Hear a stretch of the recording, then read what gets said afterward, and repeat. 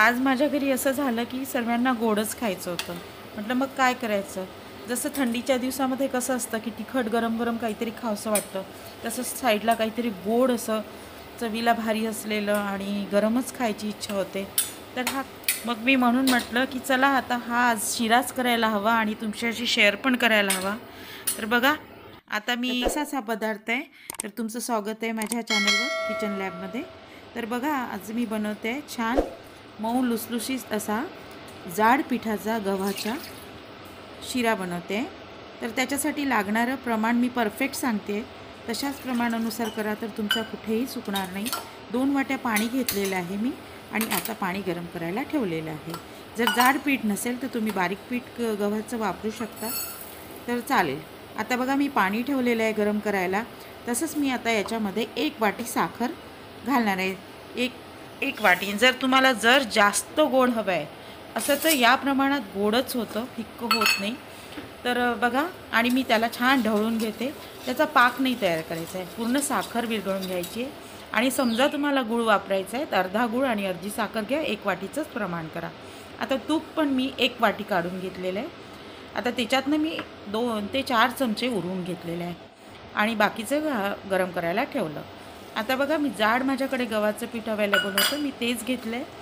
आता मी ते शेकते आणि शेकताना खास म्हणजे कसं सिमवर शेकायचं असतं आणि व्यवस्थित पहा सगळं तूप कसं त्याने शोषून घेतल्यासारखं असं आहे. पूर्ण तूप हे केलेलं आहे. पण हळूहळू आपण जसजसं शेकत जातो तसं तूप सुटत जातं. बघा, सिमवर शेकत जायचं आहे, ब्राऊन होऊ द्यायचं आहे छान मस्त. बघा किती छान असं शेकत राहायचं आहे आणि 5 ते 7 मिनटात हे शेकून होऊन जातं. आता बघा, साखर व्यवस्थित विरघळल्या गेली आहे. त्याचा पाक नाही, पूर्ण गोड पाणी तयार झालेलं आहे. गरम उकळतं पाणी आहे. आता मी याच्यामध्ये टाकते. जर 1 वाटी गव्हाचं पीठ घेतलं तर हे 2 वाटी पाण्याचं गोड पाणी, 1 वाटी साखरेचं तुम्हाला लागणारच. आणि ते व्यवस्थित परफेक्ट आहे, त्याच्यामध्ये कुठेही हे होणार नाही. कारण आता बघा, मी जेवढं पाणी घालते तेवढं तसं लूज दिसतं आहे, पण त्याच्यानंतर हळूहळू ते कसं घट्ट व्हायला लागेल आणि त्याला शिजायला तो आपोआप फुगत जाईल.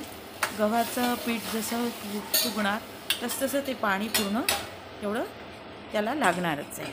तर बघा, आता मी व्यवस्थित ढवळून असं व्यवस्थित हे करते आता. आणि जे तूप उरवलेलं आहे मी, ते मला यात लागणारच आहे. म्हणजे उरून ठेवलं, वरतून सोडायसाठीच ठेवलेलं आहे. जवळजवळ 2 ते 3 चमचे मी उरवलेले आहे. जर तुम्हाला कमी तुपात करायचं आहे तरी चालेल, याच्या अर्धं तूप वापरा आणि याच्यामध्ये तुम्ही काजूचे तुकडे, बदामीचे तुकडे टाकू शकता.